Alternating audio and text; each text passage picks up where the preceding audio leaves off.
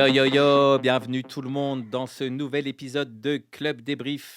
C'est moi-même Hugo Douster, je suis avec le Big Jamie Silk Salut à et on a tous. un invité de marque ce soir pour discuter, le Big Boss Strummer.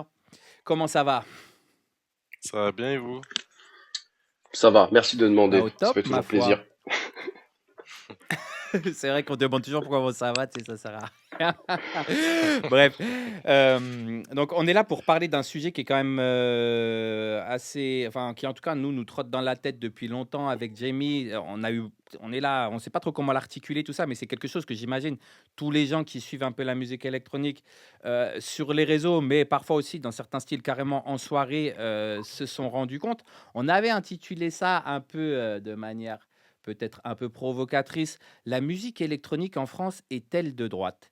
Et c'est une question qu'on se pose, quand on voit les différents événements qu'on peut voir surgir justement sur les réseaux. L'épisode, par exemple, du Yarlow 1988, l'invasion des Go Muscu en soirée art techno, et même après on ressent comme une certaine dépossession, en fait, d'un univers. Et on se demande si finalement, les espaces de liberté qui étaient, bah, les premières rave parties, voire même les premières soirées dans les années 90, sont pas en train de finalement se transformer, à l'image de notre société, en fait, en espace, bah, de répression et de haine, en fait, finalement, quoi, de gens qui se montent les uns contre les autres. C'est ça. Ouais, c'est Hem, ça. Et puis du coup, ça nous a, plutôt que de partir sur quelque chose de complètement dirigé politiquement, on s'est dit, mais en fait, est-ce que la fête est encore un espace de liberté? Est-ce que le dance floor est encore un espace de liberté? Et en parlant avec Beau, en fait, de par ton expérience du fait que tu faisais partie du collectif Casual Gabbers, donc il y a quand même un message fort avec les Casual Gabbers. C'est-à-dire que moi, je connaissais pas du tout, donc moi, je vois ça comme un truc de la musique super, super fort, du boom boom, machin. Après, je vois que les gars, ils remixent des trucs rap quand même, genre tu sais, du LIM, des trucs, faut connaître quand même toute cette tranche du rap. Et je comprends qu'il y a toute une idée, parce que ça reste quelque chose de très politique, mine de rien, ce type de rap. Et du coup, toi, avec ton expérience, tu as décidé de prendre un recul de la scène parce que tu t'es rendu compte que, à force de tourner, que c'était pas du tout représentatif de ce qu'on idéalise un peu la musique électronique, notamment avec tout ce qui va être l'industrie, cette idée de justement, comme tu disais, Doudou, la dépossession du dance floor, et d'où est venue cette idée de parler de la fête qui n'est plus un espace de liberté, que ce soit en alliant l'évolution du clubbing, de l'underground à l'industrie du divertissement, mais en se demandant si ces espaces de culture, de résistance, d'expérimentation artistique existaient encore, parce que bien sûr, on peut dire que ça existe encore à petit niveau, mais de façon globale, la question se pose, est-ce que, comme c'est le dance floor, comme j'aime dire souvent, est vraiment un reflet de nos sociétés, un miroir de nos sociétés, en fait, on a encore, surtout dans un monde qui se fascise de plus en plus, cette question-là est venue, quoi. Est-ce que la fête, en fait, est encore un espace de liberté? C'était ça la question, en fait. Du coup, je te laisse parler, Beau, toi, un peu de ton parcours et de ce que t'inspire cette réflexion. Yes, ben moi c'est Boströmer, je viens d'avoir 32 ans, j'ai commencé la musique je pense quand je devais avoir 18-20 ans, donc il y a quand même un petit moment déjà. Et de fil en aiguille, en fait, ouais, moi je pense que je suis passé vraiment bah, comme beaucoup de gens dans la musique j'imagine, mais du statut de public à celui d'artiste, entre guillemets, mais en tout cas d'acteur d'une scène et d'acteur d'une scène locale à Paris qui est pas une si grosse scène que ça en fait. Donc t'es vite amené à rencontrer beaucoup de gens moi j'avais beaucoup d'idées en fait sur qu'est-ce que c'est la scène, qu'est-ce que c'est l'underground, comment on va essayer justement de sortir des logiques capitalistes et de sortir du réseautage pour faire un truc positif en fait où chacun va essayer de tirer les projets des uns et des autres vers le haut, mais en fait on, enfin, je me suis aperçu déjà à titre personnel que ça marchait pas du tout comme ça. C'était beaucoup de qui connaît qui et voilà de portes qui s'ouvrent grâce à des gens qui ont les clés en fait. Et que avec Casual Gabber, nous on est arrivé à une époque. Alors moi je suis pas fondateur du collectif, mais j'ai rejoint le collectif à une époque, je pense un peu charnière où d'un coup la bascule s'est faite en fait où c'était un truc vraiment à l'époque où les premières soirées ont commencé à être organisées, c'était vraiment décrier, si tu veux, ce genre de musique. C'était, Mmh. voilà, comme tu dis, associé au tuning, à la tectonique, à enfin, tout un tas de, voilà, de trucs en France qui ont une image assez péjorative dans la société et surtout dans la musique électronique, voilà, de la French Touch et tout ça, qui en fait a pas du tout laissé la place à autre chose Mmh. que la house filtrée et que il existe quand même dans le nord de la France, bah voilà, une culture job style, une culture hardcore en fait qui vient des Pays-Bas et de Belgique et que bah, les premières soirées Casual Gabber à Paris, franchement, c'était de l'ordre de l'objet volant non identifié en fait et Mmh. que moi je suis arrivé à un moment où c'est radicalisé en fait. Il y a eu toute cette vague un peu Berlin-Paris Ouais. et après la French Touch en fait, il y a eu enfin une importation qui s'apparente plus à de la colonisation en fait parce que c'est juste prendre des idées et enfin de l'appropriation culturelle et reprendre ces idées et les calquer sur un mode Mmh. qui est sur un mode de truc qui n'est pas possible et qui est Paris en fait et que les gens ont voulu faire de Paris Berlin mais c'est ni la même ville ni la même culture de la fête ni la même Ouais, et puis, géographie ni tout ça et que en fait ouais.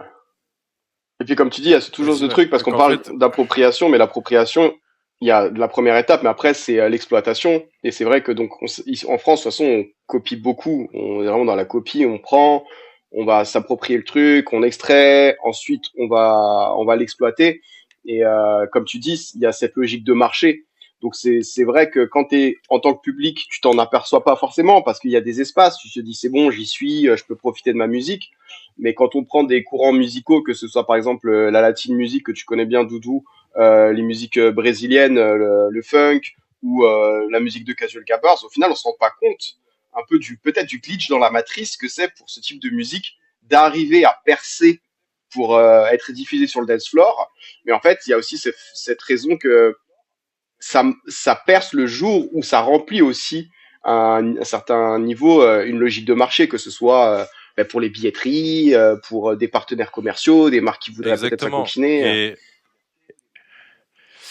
exactement, et c'est un truc de mode parce que dans les années 90, le hardcore et même encore aujourd'hui en Hollande, c'est un genre aussi gros que la variété française ici, tu vois, que le rap actuellement. C'est un truc, ça fait vendre beaucoup, beaucoup de disques, ça fait des gros festivals et tout. C'est un genre Mmh. musical reconnu et apprécié et voilà, qui marche depuis des années et qu'en France, c'est devenu un truc quand on a compris le potentiel voilà, commercial du truc et notamment avec Casual Gabber, après la Boiler Room qu'on a fait, où on a été caricaturé et pris pour un groupe de rock en fait, tu vois, Mmh. mais juste en Sorte de boys band, dénaturant quoi. tout, enfin en vidant de tout sens en fait. Voilà, un boys band marrant, on est drogué sur scène, c'est trop Mmh. drôle, ils mettent de la musique de fou avec des jeunes qui secouent les barrières et des lyrics de rap gogol, mais en fait, voilà, comme tu dis, Mmh, on vient tous d'une culture, déjà Casual Gabber, avant d'être un boys band, c'est un label, tu vois? On a sorti Mmh. des disques, on a produit des artistes,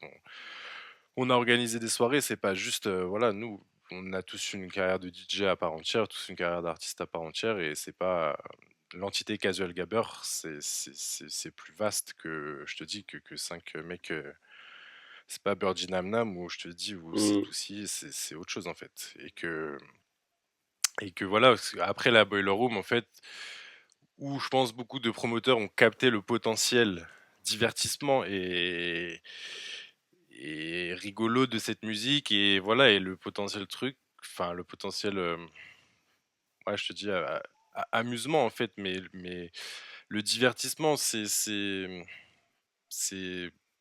l'action de divertir en fait, c'est vraiment Ouais. ça, c'est que Étymologiquement, c'est assez fou, ouais. Mmh. dans le Larousse, voilà, ça veut dire de l'action de détourner à son profit et c'est vraiment ça, c'est que en fait on a été pris pour des gogoles et que on a beaucoup de gens ont voulu capitaliser sur, je te dis, cette vidéo-là et que cette musique n'a pas été prise au sérieux. Et je pense que avec Kadoya Gabber aussi, on a participé à la démocratisation de cette musique en France en tout cas et pour le meilleur et pour le pire, je pense, parce que je pense qu'il y a beaucoup de collectifs que je respecte aujourd'hui qui, je sais, se sont inspirés de ce qu'on a pu faire. Mm.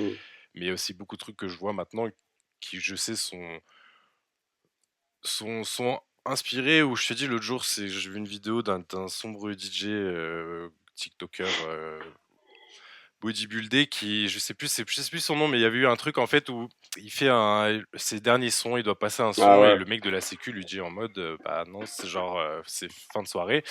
Et il s'avère que la bande son de cette vidéo, il est en train de jouer un track de Casual Gabber, tu vois, et que Mm. bah qu'en fait bah voilà, tu te rends compte que malheureusement l'ouverture aussi à un public plus large qui deviennent du coup des consommateurs en fait, qui ne sont plus des enfin, qui sont plus que ça en fait. Et du coup, ça ouvre malheureusement la porte à beaucoup de dérives et d'incompréhension, je Et pense, d'ailleurs, sur sur ça, ce qu'on a fait et c'était, sur je me le rappelle, message, sur le message initial. mais ça, c'était il y a quelques mois, le DJ dont tu parles. Et en fait, il s'avère que son père est avocat et qu'il y a eu plein de mises en demeure ensuite qui ont été faites sur les réseaux, beaucoup de médias qui critiquaient. Et en fait, et le gars a aussi des dossiers au cul d'agression sexuelle et de choses en tout genre. Mais c'est assez marrant parce que du coup, nous trois, on vient quand même de scènes Yes. qui sont des scènes DIY à la base, et des scènes locales avec des styles musicaux qui sont pas du tout répandus à la base. Hein, on parle déjà 10 piges, donc tu vois, c'est pas pour moi quand Ouais, j'ai ouais. commencé. C'est par exemple quand j'étais à l'époque DJ pour la scène ballroom, où je jouais des tracks influence afro, ce qu'on appelle la scène club, mais plus nord-américaine, avec les influences jersey, les trucs comme ça. Il y a une dizaine d'années, c'était pas du tout, c'était vraiment, je jouais à l'échelle locale, sur Montréal, Toronto, etc.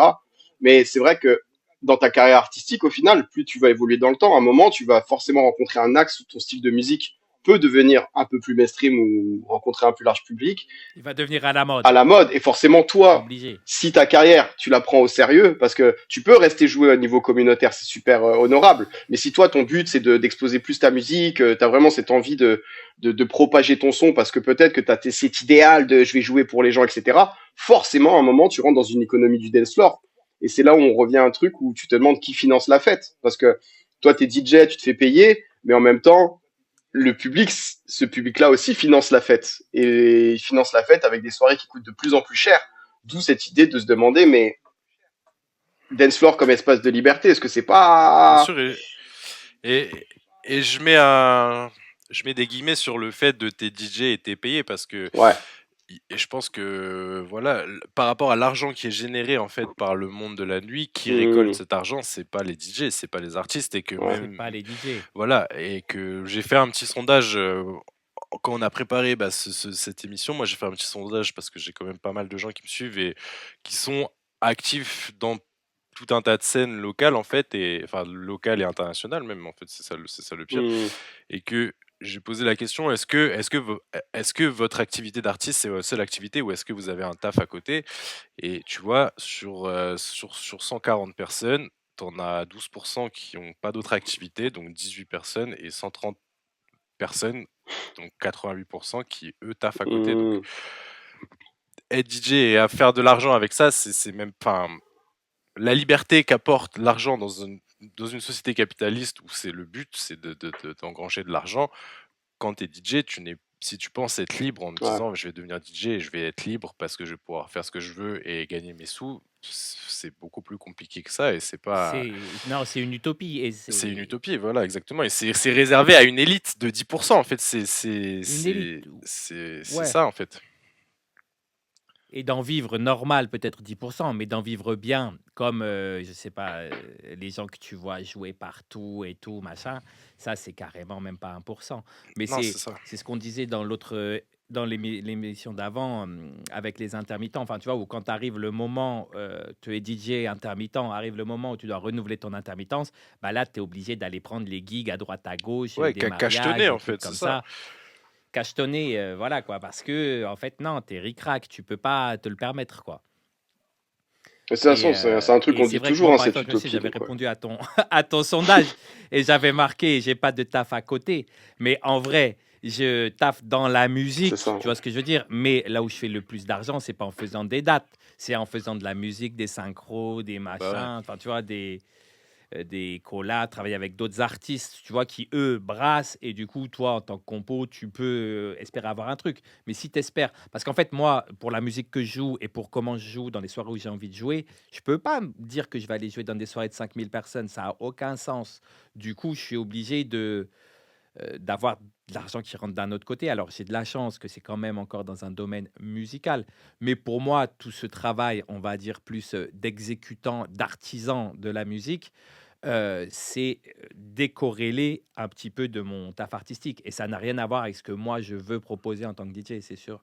Ouais, parce que Ouais. tu vois, on parle souvent de la Il liberté faut, pour le public, genre et espace de sinon, tu te retrouves liberté. enfermé, en fait, dans un... Mais il y a aussi l'espace de liberté pour les artistes. Parce qu'effectivement, qui finance les choix artistiques, au final? Bien. Parce que c'est un truc que j'aime, qu'on aime beaucoup répéter, qu'on a beaucoup répété dans Club Débrief, mais faut arrêter de croire que les artistes, historiquement, font de l'argent. Tu vois, non, tu as des mécènes, tu as des choses comme ça, et tu as des sponsors, tu ne peux pas te permettre de croire que, tiens, je vais devenir riche avec la musique, facilement. Non, tes choix, ou ta liberté déjà en tant que créateur est limitée par la demande, parce que c'est une réalité. Tu vois, tu peux pas, j'ai souvent cet argument de gens qui me parlent de ouais, mais l'underground existe, etc. Parce que j'ai publié ça un moment sur le fait que l'underground, au final, tu vois, il y a un mec qui a dit arrêtez de parler de l'underground, vous n'êtes pas des ninjas, une société secrète, maintenant vos noms sont sur internet, etc. Et Beau, tu m'avais dit un truc assez intéressant, t'avais dit, mais en fait, toi, tu sépares l'underground avec le mainstream par le fait de générer au nom du profit, en fait, de faire ou pas de l'argent. C'est vrai que c'est intéressant, parce que les espaces communautaires, DIY, qui peuvent être considérés parfois comme des safe space ou non, mais des espaces qui sont pas mainstream, qui vont pas, peut-être pas hésiter sur la durée et qui sont formés par des collectifs qui existent sur des scènes plus locales, ces espaces-là génèrent pas autant d'argent et peut-être pas assez pour subsister dans le temps, mais en même temps, c'est des espaces où justement tu as plus de choix, de liberté artistiquement et peut-être pour le public aussi, avec des boissons qui vont pas coûter, je sais pas, une bouteille d'eau à 10 balles ou ce genre de choses. C'est ça, mais pour moi, il y a une incompatibilité philosophique en fait entre la liberté et tu peux pas être libre et subversif si tu dépends voilà, si tu dépends comme tu dis, d'un mécène ou d'un truc plus big que Mmh, toi qui lui, en fait, gagne de l'argent, qui lui capte l'argent et capte les revenus en fait, c'est que les moyens de production et que quand tu fais des soirées, voilà, que tu organises toi-même, tu te rends compte que bah c'est pas tu vas pas nous on a fait des soirées avec Casual Gabber, on n'a pas gagné d'argent en fait, mmh, c'est Ah, faut tu gagnes avoir pas un d'argent. non, mais non, en fait, tu ouais. gagnes pas d'argent, faut avoir un réseau C'est bien sûr que plus non. important et un truc une structure bien plus voilà, c'est pas je te dis sur une soirée où tu vas faire des sous grâce à la musique, c'est faut Et puis arrêter même, de Bah, c'est vrai que du coup, à une autre échelle, bah, même sur les choix artistiques, je pense à Simone, dédicace à tu veux Simone dire, avec les parce que je Parking trouve qu'à une Stone, autre tu échelle, tu vois, vois, on pouvait c'est mettre galère. ça en... Ah, ça arrive pas. Ah, ouais, bien on, sûr, bien sûr, Ah ouais, bien ouais, sûr. ouais. on a, on a un décalage au niveau du son, je crois. Et ouais, je pense à Simone de Parkingstone qui, elle, se casse la tête à faire venir des artistes, des trucs un peu cool, pointus, etc. Mais en fait, tu regardes que le public, si t'as pas une tête d'affiche ou un truc qui va valider le fait que tu vas vouloir sortir pour t'éclater la tête, ou tu vois, genre, c'est limite, voilà, c'est le dance floor comme espace d'autodestruction plutôt qu'un espace de convivialité globale. Et c'est vrai que les choix artistiques sont limités, quoi. Donc,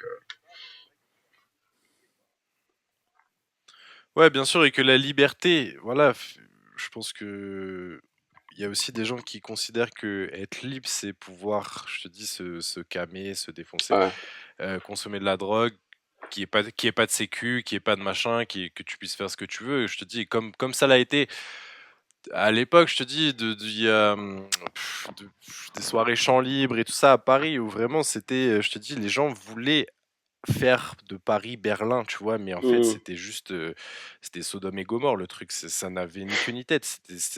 Pour avoir fait la teuf à Berlin, si tu veux, ça n'a rien à voir en fait, et que tu peux pas, voilà, tu peux pas en fait jouir comme ça de tout, sans entrave, c'est pas ça la ouais. liberté. Je pense qu'il y a plein de gens en club aussi parce que les prix sont de plus en plus prohibitifs, tu vois, qui en veulent pour leur argent et qui, à partir du moment où payent pour Mmh, une expérience, que ce soit, je te dis, de l'alcool, de la drogue, de la musique, enfin voilà, tu payes ta place entre 15 et 30 euros pour la soirée, tu as envie d'en avoir pour ton argent parce que tu as aussi ton Uber à payer, je te dis, tu as tes consos, ton meuge si tu consommes. Enfin voilà, ça t'a coûté, tu sors à Paris, ça t'a coûté 150 Ouais. euros assez rapidement en fait. Mhm. Et que du coup, les gens veulent maximiser, rentabiliser en fait ce prix et veulent, je te dis, veulent jouir de tout sans limite et pensent que c'est ça une fête libre. Mais je pense que c'est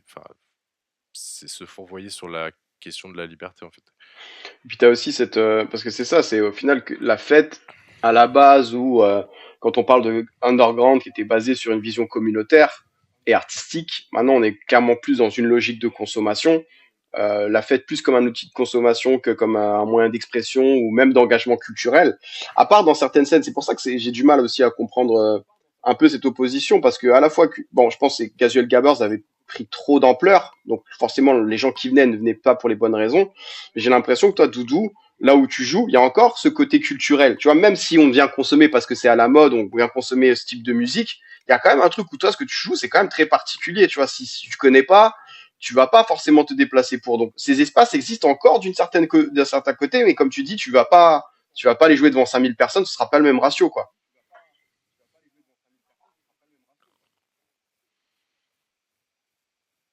Non, je crois C'est que à j'ai moi de te raté Ouais. une parler, partie de désolé, la parce que question. j'entendais tout. Ouais. Ouais. Je sais pas si ça a coupé. Je disais non, c'est ça, t'as le côté engagement Euh, culturel et j'ai l'impression que Doudou, lui, il arrive encore à se maintenir en limitant peut-être, tu vois, le nombre de le public en fait. C'est pas un public aussi gros, mais t'as reste. non, mais parce qu'effectivement, tu peux avoir. Ouais. C'est pas moi qui limite le public. Après, j'imagine que tous, en tant que DJ, on a nos préférences aussi. Mais personnellement, j'ai jamais kiffé jouer dans un festival. Tu vois, où tu es là, tu es sur un main stage, enfin, même pas un main stage, mais sur un giga stage, stage 3 peut-être. Tu as entre 5, 8, 10 000 personnes devant toi. Tu joues des bangers. Enfin, il n'y a aucune connexion avec le public. Tu vois, pour moi, Mhm. mixer, c'est pas ça. Pour moi, mixer, tu me mets 200, 300 personnes qui transpirent, qui sont là à poil. Pour moi, c'est ça. Tu vois, c'est une connexion. Mais après, je comprends qu'il y en a d'autres. Peut-être ils kiffent la pyrotechnie, les trucs, chacun son truc, tu vois. Mais en tout cas, dans le truc de l'engagement artistique, t'appelais ça L'engagement l'engagement culturel. culturel, peut-être. Tu Ouais. vois, le fait que les gens, ils viennent te voir ou ils viennent à telle ou telle soirée. Ils viennent à telle ou telle soirée parce qu'ils veulent de la musique, en fait, ou ils viennent pour danser, en fait, ou pour kiffer la musique. Ça, je t'avoue que c'est quand même en perdition, j'ai l'impression. On en parlait Ouais, justement, là, j'ai joué à Paris la semaine dernière, enfin, ce week-end. Alors, du coup, la soirée, pour le coup, elle était grave bien. Franchement, c'était lourd. Euh, mais auparavant, avec les organes, on parlait de ça, qu'il y a beaucoup de gens, surtout plus la ville est grande, j'ai l'impression, ils sortent pour sortir, en fait. Mhm. Parce que bah, ils ont envie de consommer, ils ont envie de rencontrer des gens, ils ont envie d'être. Tu as ce truc-là à Paris aussi, ils ont juste envie qu'on sache qu'ils sont à la Ouais. soirée où il faut ouais, être, c'est quoi, en ça. quelque sorte. Tu sais. Ils n'ont rien à branler de la musique, tu vois ce que je veux dire? Ils s'en foutent royalement. Mais Et clairement. en tant que DJ, ça, tu vois, moi, ça m'est arrivé à l'époque, tu vois, d'être dans des soirées. Tu sais même pas dire pourquoi on t'a invité. Tu joues de la musique, ça n'a rien à voir avec ce que les autres DJ y jouent, tu vois. Et tous les gens s'en foutent, tu vois. Tu sais, ils sont là, ils sont juste là pour. Du coup, voilà. Après, comme je te dis, moi, j'ai le luxe maintenant de pouvoir filtrer et de me dire, vas-y, vous êtes qui? Déjà, vous m'invitez, c'est pourquoi? Ah, ok, d'accord, vous savez de quoi vous parlez. Let's go, tu vois. Mais je pense que la majorité des gens qui sortent, déjà qu'ils font même plus d'efforts, ils sortent juste pour parce qu'ils savent pas quoi faire, j'en sais rien. Ou alors ils veulent pas se dire, vas-y, je vais rester chez moi tranquille à regarder un film. J'ai besoin de sortir. Ça Mhm. s'accompagne souvent, tu vois, d'une addiction, tu vois, ou à l'alcool ou à la cocaïne ou des trucs. Ou peut-être même juste au fait d'être social, mais c'est pas une addiction à vouloir écouter de la musique Mhm. forte en vrai, j'ai l'impression. Tu vois?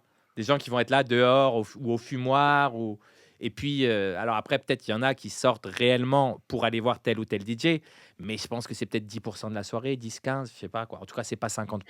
J'ai pas Et c'est marrant l'impression. parce que j'ai vu, je me rappelle plus de qui avait dit ça, c'était Heu, un anglo-saxon qui avait dit que en fait la techno, il parlait de la techno, mais je pense qu'on peut lier ça à tous les styles de musique, même les styles de musique club qui à une époque c'est trop expérimental ou trop bizarre. En gros, il disait que depuis que la techno ne fait plus peur, c'est là où la techno s'est embourgeoisée. Donc et que ça ramène un autre type de population, comme tu dis, qui viennent juste parce que c'est quelque chose, bah tiens, on y très va. clairement. Et je pense qu'on peut aussi lier ça à la surproduction d'événements et de musique. Tu vois, on a de plus en plus de DJ, plus de festivals, plus de labels, plus de standardisation et moins de politique, de valeurs politiques fortes. Parce que là où des styles musicaux pouvaient un peu effrayer ou t'y aller à reculons, tu vois, comme là en ce moment par exemple, il y a la tendance du bouillon. Tout le monde parle du bouillon. Le bouillon, ça a plus de 30 ans le bouillon, tu vois, comme style musical. Sauf que là, c'est le moment où, comme le jersey, comme le funk brésilien, comme les musiques latines. C'est un truc qui devient tendance, donc les gens vont y aller. Mais après, on aura oublié dans 3 ans ce style de musique, tu vois. Mais c'est vrai que ça rejoint cette idée de musique comme. Oui, mais encore, pour parler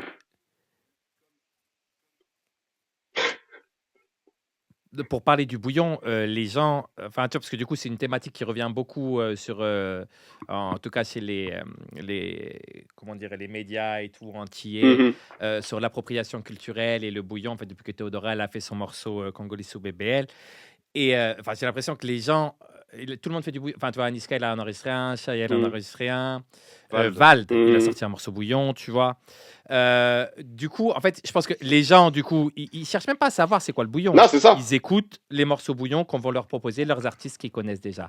Mais par exemple, tu as One T One, tu vois, qui est genre vraiment big artist bouillon Guada, tu sais, qui est connu dans le monde entier, mais ils vont pas aller l'écouter. Ils savent même pas c'est qui Mhm. Léolidji. Ils savent même pas, ils vont même pas aller voir. Et ça, je te parle encore du bouillon Guada, tu vois, mais ils vont même pas aller remonter au bouillon de Dominique et Mhm. tout. Et c'est la mode, en fait, tu vois, tout comme ce qu'on appelle Jersey en France. Ouais, le Le jersey en rap, France, ouais. tu sais, quand on rappe sur des prods, entre gros guillemets, C'est Jersey. juste un Ouais, kick, ouais, Juste, quoi. il y a le pattern de kick, mais enfin, tu Ouais. vois, on appelle ça c'est ça. Jersey. C'est juste un pattern de kick, tu vois, Mhm. et voilà, et un tempo, on va dire. Et moi, c'est vrai que ça, du coup, c'est un truc que j'ai remarqué depuis Belle Lurette, c'est la réduction de styles musicaux à un pattern Bien sûr, rythmique. ouais. Tu vois ce que je veux dire? Surtout en France, Ah hein. ouais, tu vas C'est faire énorme. poum ta, ah, tu fais du reggaeton, ah, poum tcha, tcha, poum tcha, ah, Ouais, tu fais de la funk. et je Et, pense, ouais, l'accélération de ça avec TikTok aussi, tu vois, et les edits et tout ça, genre, Mhm. par exemple, la techno TikTok, c'est un vrai Ouais. phénomène aujourd'hui. Et je pense que c'est pas, enfin, tu parles du bouillon, tu parles de ça, moi je parle de ce que je connais, mais c'est exactement pareil avec, voilà, le gabber, les musiques hardcore et le spectre hardcore. C'est que aujourd'hui, c'est résumé à un kick, tu Ah vois, ouais, de distordu, ouf. Oh là là là 4-4, là. enfin voilà, et que tu mets ça Exactement. sur n'importe quoi, et d'un coup, ça devient de la hard techno. Et tu fais enfin, comme aussi Et, l'amapiano et tout ça un peu maintenant, c'est que c'est vraiment des modes, comme tu dis, des modes dans 2-3 ans, tout le monde sera passé à autre chose et tout le ouais, monde puis aura oublié ce avec truc. un temps de vie Très très, court, très ouais. court, Ah quoi, ouais, j'imagine. ouais. Et du coup, toi, tu connais plus en techno et en hard techno et tout. J'ai l'impression qu'aussi, c'est beaucoup des remixes. Enfin, parce que moi, quand j'écoute, je me dis, putain, on dirait juste de l'eurodance en plus hard, tu vois. Tu sais.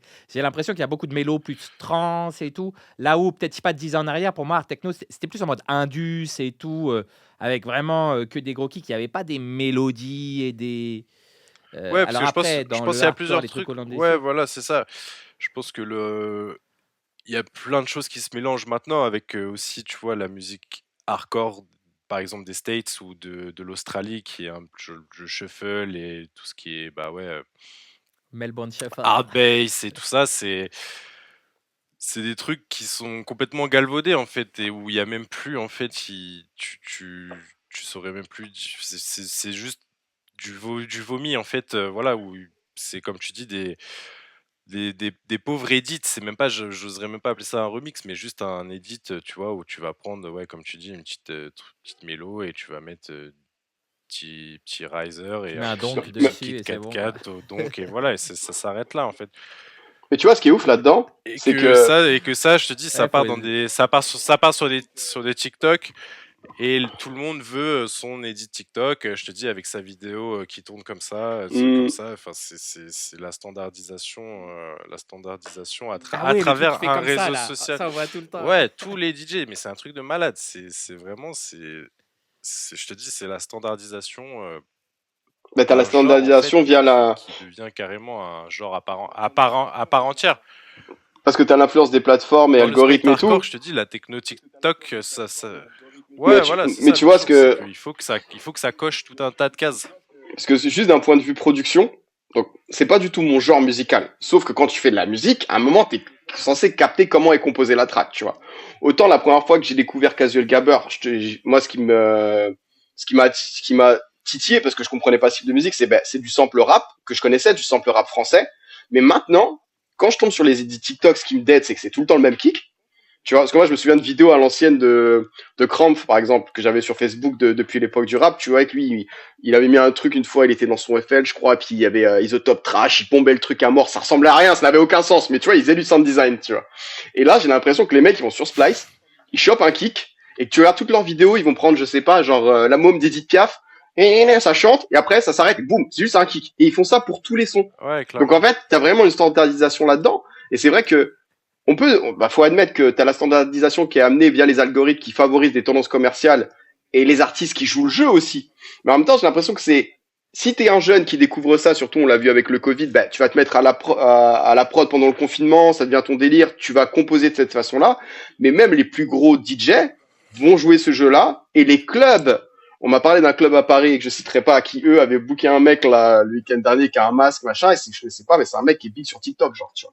Donc on va prendre 2-3 locaux qui jouent peut-être autre chose, mais le gars qu'on veut faire venir, c'est le mec TikTok du moment, parce qu'au final, c'est ce qui va te remplir ta salle. Et donc la fête, c'est juste devenu ce lieu de consommation, où en plus, il faut avoir les moyens d'y aller, mais c'est vrai que l'influence des plateformes et des algorithmes sur la fête, on peut pas la sous-estimer, en fait, en fin de compte. Non, et je pense que ouais, ça, parce que pareil, tu soulèves un point important là, c'est l'évolution des publics avec les prix en fait. C'est-à-dire que la fête est de plus en plus réservée Ouais. à une élite en fait. C'est-à-dire que faut avoir vraiment, vraiment les moyens actuellement en 2025 pour, je te dis, mettre 25 € dans une Ouais. place pour une soirée, pour ensuite payer son verre 10 balles. Enfin, Mm. et que voilà, les soirées aussi, enfin, le circuit commun, classique de tout artiste qui se lancerait aujourd'hui, je pense, dans la techno, enfin, c'est cocher tout un tas de, voilà, de trucs, faire une boiler room, faire une soirée au Nexus, faire machin, faire truc, avoir, je te dis, le bon edit TikTok, la bonne vidéo, le bon remix qui va percer, machin, et que c'est malheureusement, voilà, c'est de plus en plus millimétré et surtout bah, réservé, je te dis encore une fois, à des gens, à une certaine bourgeoisie en fait, parce que la fête coûte cher aujourd'hui et que à partir du moment où tu payes, à partir du moment où tu es dans un rapport financier à quelque chose, la, li- la part de liberté, forcément, elle est forcément réduite en fait. Et puis tu as aussi ce fait que ce type de public, c'est un public qui est clairement moins éduqué parce qu'on a tous fait des edits. Bon, j'ai commencé par ça quand je suis passé à la musique électronique, influencé par la musique club, Jersey et tout. Doudou, tu continues à sortir des compiles d'edits remix. Mais le but, c'est que les DJ les jouent. C'est que toi, tu puisses les jouer, que les DJ les jouent. Mais il y a pas de cette standardisation dans le type d'édit que tu fais. Et ouais, un des premiers conseils qu'on m'avait donné pour surtout que j'étais en Amérique du Nord, on me disait, si tu remixes en plus un son du moment, faut pas que ce soit un son sorti, surtout à l'époque, il y avait encore, tu sais, les gros hits rap. Maintenant, c'est beaucoup moins, mais par exemple, Panda de Designer ou des choses comme ça. Donc, dès que le son il sort, faut que tu fasses un remix pour que ça défonce, tu puisses le jouer en club. Mais chaque son ne se ressemblait pas. Alors que maintenant, c'est vrai que tu as cette nouvelle tendance où tu as un style musical, vraiment ce style-là de hardcore, juste avec un gros kick. J'ai pas l'impression, dites si je me trompe, mais qu'avant il y avait un style musical qui s'accaparait cette mode des edits, tu vois. Maintenant, c'est devenu un truc pour un public non éduqué qui veut un peu cette Madeleine de Proust, quelque chose d'un Non, peu plus, comme tu dis, Eurodance en fait. ouais, mais c'est partout pareil. C'est partout pareil. C'est dans tous les styles pareil, gros. Parce que, pareil, tu vas voir des remixes de. Alors, attends, genre Gypsy Woman, tu Ah, vois. celui-là, ouais, il a Mais été tu vas rincé, avoir ouais. Oh là 40 là. remixes by les Ouais, Funk de Gypsy ouais, Woman. j'avoue, ouais. Ah, il a été rincé, ouais. 70 remixes. Et encore, je te dis 400 peut-être. 700 remixes Jersey Club. Franchement, moi, c'est ça, pareil, comme tu dis. Après, j'ai arrêté les édits parce que je veux pas participer à ce truc-là, Ouais. tu vois. Moi, ça me saoule parce que, franchement, ça me saoule d'entendre des DJ qui jouent des édits sur édits sur édits. Et du coup, je suis là, je fais, ouais, mais en même temps, t'es con, tu fais des édits. Alors arrête. Hum, Mais moi, chaque fois quand je fais des édits, je fais pas des sons connus, tu vois. Je fais hum. des sons que moi j'aime bien, Ouais, en voilà, à fait. la Que je me base. dis, ah, Hum, potentiellement, un tel, il va kiffer comme ça. Mais les gens, c'est pas ça qu'ils veulent, en fait. hum. Les gens, ils veulent I'm blue, Ouais. dabedi, da, C'est pom, ça. tcha, tcha, pom, pom, tcha. Je l'ai Ils fait, veulent celui-là, je l'ai fait il y a des. 10 piges. Et après, Ah, mais j'adore, moi j'adore l'Eurodance, il n'y a Non, pas de non, c'était souci, les. tu vois. C'est juste que c'est la saturation qui est gênante, tu vois. Mais même moi, je kiffe C'est écouter remix Crazy Frog machin, mais c'est quand toi tu ouvres ton logiciel de MAO, voilà, pose-toi la question avant de te dire est-ce que j'ai besoin de faire un énième Ouais. edit ou un énième remix de I'm Blue en exactement. fait, s'il y en a déjà 150 comme tu dis, vas-y, mets de la lumière sur autre chose, cherche, enfin voilà, Ça, je suis pas d'accord. fais vivre cette culture-là. En Non mais termes de fais vivre cette producteur, tu culture-là Si, vois. si, plutôt si, c'est comme que ça. Parce que ça peut être un Non, moi je je c'est exercice, comme pense tu ça vois. que que tu avances. Regarde avec le frappe-corps par exemple. Ouais. mais c'est un exercice, c'est Ouais, mais comme, non, mais regarde enfin, par moi c'est exemple. comme, je vais juste faire un petit parallèle. Je suis cuisinier aujourd'hui, je suis à un restaurant, je suis chef, et en fait, moi j'ai pas envie enfin, quand je fais un truc, je me dis, voilà, dans les restaurants ici, ils mangent tous des entrecôtes frites. Et dans tous les restaurants où tu peux aller, il y a entrecôtes frites. Et je Hmm. pourrais me dire, moi j'ai envie de faire mon entrecôte frites avec mon petit truc machin. Mais frérot, il y a déjà 150 entrecôtes frites dans Hmm. cette ville. Je vais pas faire d'entrecôtes frites, même si je kiffe en manger, même si machin, je vais faire autre chose parce que j'ai envie de faire découvrir des choses aux gens. J'ai envie, moi, de chercher, de faire cet effort-là aussi, de diguer des trucs dans la cuisine. Ça marche exactement comme dans la musique. C'était obligé de diguer des cultures, des saveurs, des épices, des machins, et de mettre du respect sur ces choses-là. Et que voilà, c'est comment mettre du respect sur une culture, c'est en faisant l'effort, tu vois, voilà, tu dis, tu parles d'Eolidi, tu parles machin, de chercher, d'écouter, de se renseigner, et pas simplement capitaliser sur les gens ont envie de manger une entrecôte frite ou les gens ont envie d'écouter un remix Crazy Frog by les Funk, voilà. Mais après, ça dépend, parce que tu C'est pourrais ça en dire, je fait. veux faire ma version du truc. Moi, c'est là où je vois le remix comme, tu peux Ouais. faire ta version du track. Par contre, effectivement, quand tu ouvres ton dos et que, parce que moi, il y a plein de remix, genre, j'aimerais bien les faire, mais le problème, c'est que je joue des remix qui sont mieux déjà. Tu vois. Donc, à partir de là, ça sert à rien que je le fasse. Moi, c'est plus dans cet aspect-là que je le vois, tu vois. Donc, tu peux le faire à ma sauce, sauf qu'effectivement, genre là, les remix de Sean Paul l'année dernière, c'était Température, t'en as je sais pas combien, tu vois. Genre, t'en as deux, moi, je trouve ça, qui je trouve vraiment ouf, que je peux jouer dans mes sets. Mais sinon, Ou moi-même, tenter de le faire, alors que je trouve que les remix sont déjà mieux, je me vois pas le faire. Mais je vous rejoins sur le fait que la plupart des gens, ils s'en tapent. Je vais prendre mon kick, je vais mettre Température, les gens ils connaissent, je le balance, ça va buzzer un petit peu, même si c'est pas joué dans le temps et que ça devient pas un remix qui marque ta après, discographie, bah tu t'en fous quoi. t'as ce truc-là aussi où tu ce truc-là où technologiquement, en fait, aussi, aujourd'hui, c'est devenu beaucoup plus simple de faire des remixes, d'isoler les C'est vrai, stems. ouais. Et il y a beaucoup de... Enfin, moi, c'est même... c'est un gars que je connais, tout, il me montrait, il a une appli carrément. Boum, tu isoles la... Il dit, non, mais j'ai pas fait un remix, c'est juste dans l'appli. Tu vois, toc, Hmm, et tu fais direct ton remix. Tu mets une chanson et tu mets par-dessus la capella, ça te l'exporte en MP3 d'office, tu vois. Je dis, que... non, quand même, c'est pas sérieux. Mais en vrai, j'en écoute sur SoundCloud parce que l'autre jour, justement, je cherchais. Parce que je me suis dit, vas-y, je voulais jouer un remix de Congolese sous BBL, tu vois. Et du coup, je suis allé sur SoundCloud, j'ai cherché. Et voilà, avec des remixes fainéants. Bah, il y en a un, Future is Offline en mode hardcore. Celui-là, je le connaissais déjà, mais je voulais, je sais pas, voir les gens, qu'est-ce qu'ils vous avaient fait. Et t'en as, c'est ridicule, tu vois. Genre, ça commence, la capella, elle est bien calée, mais le gars, il est même pas allé écouter à 3 minutes, tu vois, où tout est décalé après. Tu vois, tu te dis, et ils uploadent et tout. T'es là, tu te dis, vas-y, c'est des malades. Mais parce que je veux dire, aujourd'hui, c'est facile. Tu te sais, ah, il est à 100, tu sais même pas, ça se trouve, tu rentres le mauvais BPM, c'est Ouais. peu importe. Putain, Ah, il est c'est à ouf quand même. 128. Vas-y, il y a quoi à 128? Tu télécharges un autre son, tu le mets l'un par-dessus l'autre, tu appelles ça remix, alors que c'est un edit, en fait, c'est sur un Hmm. autre son qui existe déjà. Tu as mis le truc. Après, ça peut être banger hein, de faire des trucs comme ça. Je dis pas que c'est pas bien. Mais voilà, comme tu disais, toi, tu ouvres ton dos, tu te dis, déjà, je trouve que c'est beaucoup d'avoir deux remixes de température à jouer. Genre, Ouais, c'est clair. c'est déjà même trop, je trouve. Enfin, tu vois, j'en sais rien. Du coup, non, au bout d'un moment, tu n'es pas obligé de le faire, en fait. Tu le fais pas, c'est tout.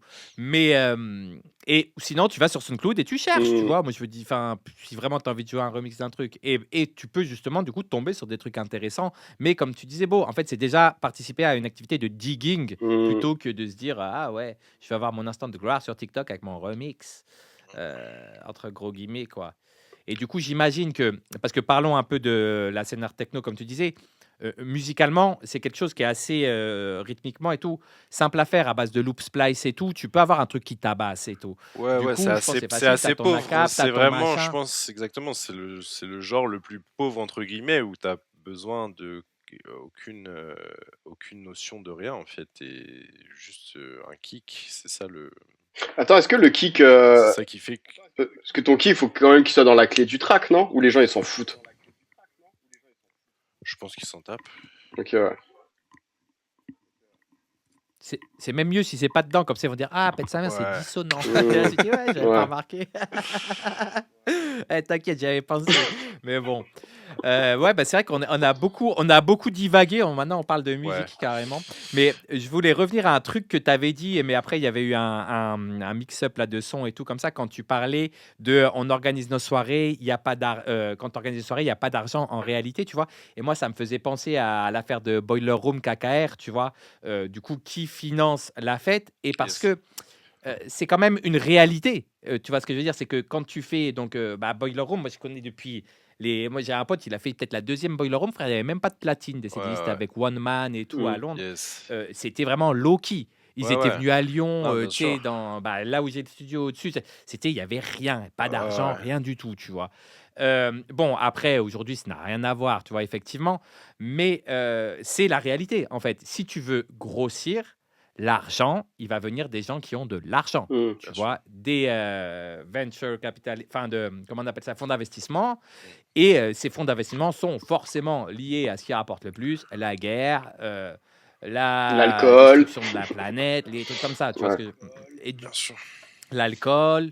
Bah, l'alcool, ça me paraît encore réglo, tu vois, parce que en mode, tu es dans une soirée qui enfin, moi j'ai toujours eu ce point de vue-là en tant que DJ. Le DJ, pour une boîte, quand il t'emploie, tu es là pour faire vendre de l'alcool, en fait. Tu es là pour que les gens y Il consomment. y a ça, mais en Parce fait, quand que je eux, parle c'est comme ça qu'ils d'alcool, gagnent le plus je d'argent. sais pas si vous avez vu le film Thank You for Smoking.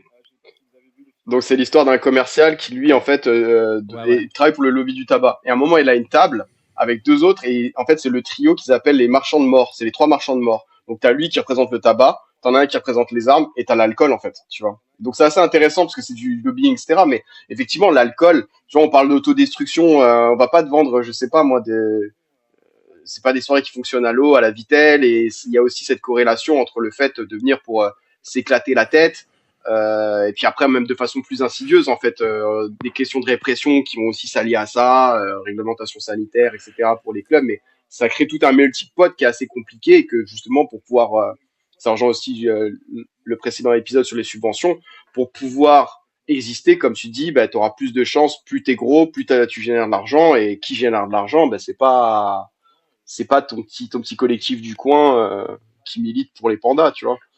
Donc Non. Et sur l'alcool, je sais pas si ça existe encore aujourd'hui, mais je me rappelle quand j'étais jeune, il y avait carrément des soirées open bar sponsorisées par des Grants, des Polyakov et tout ça, qui invitaient en plus des mecs d'headbangers et tout, donc des gens qui avaient un public quand même très très jeune. Moi, je me rappelle, j'allais là-bas, je devais avoir, enfin, même pas 18 piges, quoi, en fait, et que c'était open bar ouais. toute la soirée, tu pouvais consommer gratuitement de l'alcool, en fait, et que quand t'es jeune, t'as 18 piges, en fait, c'est le moyen parfait d'aller en soirée sans dépenser en fait de sous Dinguerie. et du coup développer une addiction dès le plus jeune âge, quoi. Ouais. Donc je t'ai dit, je sais pas si ça existe encore, faudrait que je me renseigne, mais en tout cas, ouais, Et une les marques addiction d'alcool, liée en et plus. tu on parlait de Boiler Room, mais les marques d'alcool, ça fait longtemps aussi qu'il y a, tu vois, des Ballantines Ouais. Boiler Room, des trucs enfin Iris Stuff Boiler Mm, Room, c'est le Et puis, c'est pas sponsoring pareil de... si ça existe encore, mais tu avais tu sais, les scènes dans les festivals, la scène Green Room, ils appelaient ça, non? Ouais, Heineken, ouais. non, et tout. Heineken, là, ou des trucs Ouais. comme ça. Et sauf que la douille, en Et plus, c'est que quand c'était tu... même pas gratuit. Moi, je croyais que c'était en mode Heineken gratuite, du coup. Et Non, non, il fallait payer en plus. Non seulement ils non, font c'est leur juste... pub, tu sais. Ouais, mais non, mais comme tout, en fait, comme tu vois, comme dans le sport, en fait, c'est que le naming et le sponsoring, voilà, je te dis, tu vas sur Superstruck, donc qui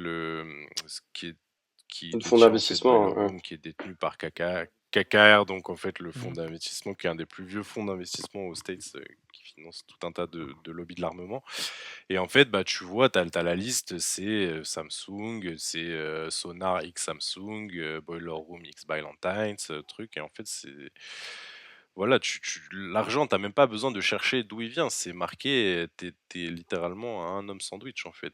Et tu Et d'ailleurs, participes littéralement pour pas- au rayonnement je te dis, de ces marques-là, en fait, quand tu participes mais même pour parler à de ces KKR, soirées. ils avaient Pionnière de 2010 à 2015, je crois.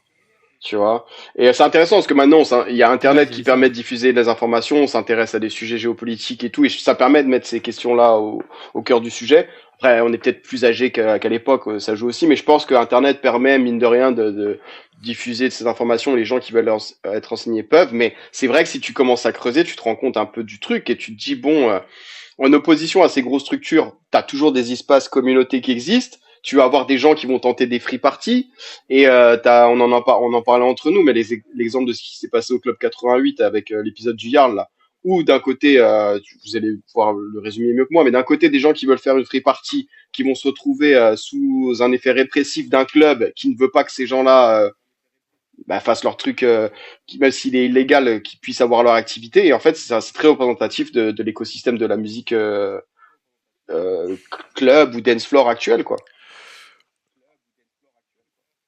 Ouais, c'est que dès que t'empiètes sur des intérêts économiques, en fait, voilà, là en l'occurrence, la free party qui a lieu au-dessus de la boîte, c'est parce que ça menace leurs intérêts économiques et ensuite leurs intérêts, enfin leurs idéologies politiques, parce que c'est des gens qui considèrent comme de la vermine, quoi, des gauchistes, enfin, ils le répètent à longueur de vidéo, mais voilà, en fait, et tu vois, c'est pareil, c'est pendant le Covid, en fait, il y a eu une énorme répression, vraiment, vraiment, où il y a eu des morts, en fait, notamment à Steve ou Mmh. enfin, à Nantes, où un mec qui est tombé, Steve, un À mec qui est Nantes, tombé c'est la Loire là-bas? la Loire. La Loire, ouais. Ouais. Dans la Loire, et un mec qui a eu la main arrachée à Redon aussi, pareil, vers la Bretagne, il me semble. Et que bah, enfin, toute la répression qu'il y a eu autour de ces événements qui sont pas des lieux de consommation, en fait, c'est que tu verras jamais un tel déchaînement de violence si ça se passait par exemple dans le 88 ou dans un autre endroit Mmh. institutionnalisé. Et c'est que parce que ça sort de l'institution, parce que ça sort d'un cadre économique et tout ça, qu'il y a un déchaînement de violence. Et le plus horrible et le plus ironique dans tout ça, c'est que je crois que c'était un an après la mort de Steve, il y a eu à l'Elysée, après le Covid, donc c'était en Mmh. 2022 il me semble, il y a eu en fait une soirée à l'Elysée pour la fête de la musique où la musique électronique était mise à l'honneur, et en fait des gens de moi, ma scène, enfin de nos scènes communes, je pense, ont participé à ce truc-là, en fait, et pareil, en totale déconnexion Mmh.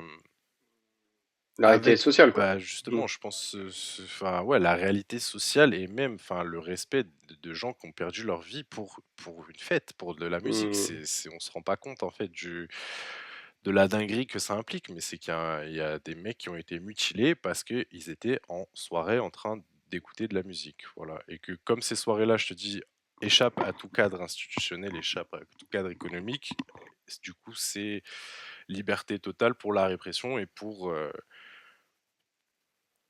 dire que ces trucs-là n'ont pas le droit d'exister, en fait. C'est que si tu n'es pas dans la légalité, du coup, en fait, tu passes dans un statut où on peut tout te faire subir, Et d'ailleurs, il y avait, que tu es hors des clous. tu nous en avais parlé la dernière fois on en avait parlé. Les premières lois sur la répression, ça date de quand? Parce que toi, tu m'avais sorti une date, je crois, ou. Ça, c'est les années c'est à peu près en même temps que la French Touch, en fait, et les Ouais, années 2000, et c'est Thierry Mariani, quoi, qui me semble, ouais, mais c'est ça, c'est la loi je me suis Mariani. pas assez Exact. renseigné. Ouais. Loi Mariani, c'est des années 2000, et là, il y a une loi qui a été déposée récemment, justement, par des députés LR, il me semble, qui veulent renforcer un peu encore plus, où c'est en mode, je sais plus les détails, mais c'est 6 mois de prison pour Ah les ouais. organisateurs, enfin des Ouais. amendes astronomiques, et voilà, encore plus de répression et de stigmatisation aussi, parce que enfin, tu lis le texte, ouais, oui, ouais, putain, c'est ça. Il disait que ça servait à financer des narcotrafics et tout ça, la free party, enfin des trucs vraiment, vraiment absurdes. Et What the moi, fuck? enfin, je viens de banlieue parisienne, mais de la campagne, si tu veux, entre la Normandie et Paname, où il y avait quand même pareil une culture de gens qui organisent des free parties, des rave parties. Mais moi, je viens pas à proprement parler de ce milieu-là. Quand j'ai commencé à sortir, j'allais en boîte à Paname. Voilà, Boîte généraliste, tu ouais. prenais le Transilien et voilà, t'allais au showcase, ou enfin, que sais-je. J'allais pas forcément dans des free parties, et c'est que plus jeune, en fait, avant l'âge où je pouvais, je te dis, j'avais les moyens de me payer une entrée en boîte que j'ai côtoyé ces cercles-là. Et c'est après, une fois que justement, moi, je suis devenu DJ et que je me suis intéressé à cette musique, en fait, qui est pas née, je te dis, dans les free parties, mais qui est largement diffusée dans les free parties et qui, du coup, en fait, implique un socle commun politique et un socle de revendication, en fait. Et que, voilà, cette musique-là, elle est pas. Mais je pense que toute musique, en fait, elle est pas décorrélée d'un aspect social et, comme tu dis, ouais, c'est ça, d'un socle social, en fait, et que tu peux pas faire abstraction de ça. Et que le truc de l'Élysée, clairement, c'était. Enfin, là, pour moi, c'est l'abnégation, en fait, Hmm. de Mais même toute des réflexion, valeurs originelles, même de la musique tout électronique. sens Après, commun, mais ouais. après, ça rejoint ce qu'on disait sur le fait qu'en France, on prend, on réécrit l'histoire du truc, on en fait notre propre sauce et voilà, on s'en fout. Et effectivement, je crois que la loi Mariani, c'était répression des free parties et des initiatives non commerciales, il me semble. Donc déjà, si tu as une initiative non Yes. commerciale, ça montre que, ben, j'utilise souvent ce terme en anglais, c'est l'art dans un marketplace. Et effectivement, si quelqu'un veut juste être dans un but capitaliste, il peut l'être. Ce qui me dérange plus, c'est qu'après, on trouve des excuses. Tu vois, si tu veux aller jouer à l'Élysée, que t'es pur capitaliste, fais-le, mais les gens vont toujours chercher à se dédouaner pour continuer à cultiver ce mythe de l'artiste, alors qu'ils n'ont rien à péter et qu'ils ne veulent pas non plus participer à des modèles Bien sûr, et là, alternatifs, tu vois. l'argument qu'on nous a, parce que personne, en fait, on a écrit à tout le monde en disant, voilà, il faut que vous annuliez la date et tout. Enfin, pour tout un tas de raisons, c'est vraiment un affront fait à Mhm. notre scène et fait, je te dis, à ce qu'est la musique électronique, mais ce qu'est la musique en règle générale. Et que on nous a juste parlé de, justement, de représentation et de visibilité, et que ça donnait de la représentation, de la Mhm. visibilité. Mais en fait, enfin, on n'a pas besoin de plus de D'être de keuf cette visibilité, on n'a représentation-là, pas besoin je de plus pense. de. Voilà, c'est ça, on n'a pas Mhm. besoin de cette représentation-là, en fait. Mhm. Tu vois, c'est ça le truc. Et que je pense que l'idolâtrie et tout, ça fait beaucoup de mal aussi à la scène. Et qu'on parlait de ça tout à l'heure, mais c'est les gens, ils vont plus à des soirées, ils vont voir tel ou tel Mhm. mec parce que, voilà, parce que je te dis, moi, quand je sortais à l'époque, il y avait, tu vois, on parlait de Simone et tout, et pareil, je lui envoie beaucoup de respect et d'amour, mais euh, quand on allait au Parking Stone, on allait au Parking Stone, c'était la Mhm. soirée. Et pareil, les soirées Casual Gab, quand t'allais à la soirée Casual Gabber, il y a toujours eu des grands noms du hardcore hollandais, mais personne ne connaissait ces noms-là, en fait, à part, je te dis, 10 teufeurs qui, pour la première fois de leur vie, ont mis les pieds dans un club Wanderlust ou que Mhm. sais-je, au Paris pour les premières, tu vois. Mais voilà, on a fait se rencontrer ces deux univers-là, sans oublier, je te dis, nous, on est tous, on vient de Paris, voilà, on n'est pas je te dis, on vient pas de la teuf, on n'est pas hollandais, on n'est pas machin, mais en tout cas, on a quand même mis du respect sur cette scène-là et essayé de mettre la lumière sur des choses et de respecter la legacy aussi, tu vois, de Mhm. tous les gens avant et de respecter non pas un code d'honneur parce que je crois pas à ce genre ça, mais juste voilà, respecter une culture, respecter une histoire, respecter d'où je te dis d'où les choses viennent en fait. Et que même si le hardcore et les musiques voilà, le gabber, tout ça, ça vient de quand même de milieux prolétaires blancs hollandais et belges à tendance raciste et à tendance extrémiste. Mais voilà, c'est pareil, tu peux pas réduire non plus le hardcore à juste un truc de facho qui font du tuning, en fait, ce serait Mhm. trop trop simple. Mais en même temps, tu vois, c'est ça, les gens vont peut-être à la Parking Stone ou à la soirée Casual Gabbers, mais j'imagine qu'il y a une grande partie, en tout cas pour la Parking Stone, qui vont aussi à ces lieux-là parce que pour eux, ça représente des espaces de liberté. Il n'y a pas ce type de partie ailleurs, tu vois. Parce que je pense que Casual Gabbers, à un moment, ça avait Bien pris sûr. une ampleur où vas-y, laisse tomber. Là, c'est justement, à un moment, tu rentres dans la normalisation et la marchandisation du dance floor parce que ton nom est devenu tellement gros que tu peux plus y échapper. Mais Parking Stone, pour moi, ça avait C'est un ça. nom, mais ça a quand même, ça existe toujours, si je me trompe pas, mais ça continue à avoir ce truc où, pour beaucoup de gens, c'est un espace où ils vont retrouver quelque chose qu'ils n'ont pas ailleurs. Donc, on a quand même cette notion d'espace de liberté, en tout cas, mais ça c'est à se poser si, en fait, on peut encore avoir des espaces indépendants dans le temps, tu vois. Ouais, pérenne, c'est surtout pérenne dans le temps, en fait, parce que, comme tu dis, Simone, voilà, au bout d'un moment, je pense que à faire des soirées, je te dis, à se décarcasser pour pas faire d'argent et ne même Mhm. pas pouvoir subvenir à un minimum vital. Je te parle même pas de Ouais. gagner de l'argent en mode de croissance. Je te parle juste de subvenir à ses besoins fondamentaux, à payer un loyer, remplir son frigo, tu vois. Et que même ça le permet pas. Alors que tu regardes les line-up des Parking Stone, franchement, regarde combien de gens ont percé aujourd'hui, combien de gens ont percé entre guillemets évidemment, mais voilà, combien de gens aujourd'hui ont une carrière quand même où ils sont Mhm. devenus artistes à part entière ou des trucs. Ça a été précurseur dans plein de domaines et pourtant Simone, voilà, elle a pas récolté le quart des fruits de tout ce que ça Mhm. a pu générer dans un écosystème global en fait ce genre de soirée, c'est ça le truc. Est-ce que vous pensez du coup que des modèles alternatifs sont possibles euh, tout en étant pérennes? Tu vois. Bah, je pense qu'il faut se poser la question du qu'est-ce Bah, que tu veux faire en fait. Quelle est la finalité du truc. C'est ça. Enfin, je te laisse Doudou parler, mais je, je pense c'est ça le truc. C'est qu'est-ce qu'on fait avec quelle finalité.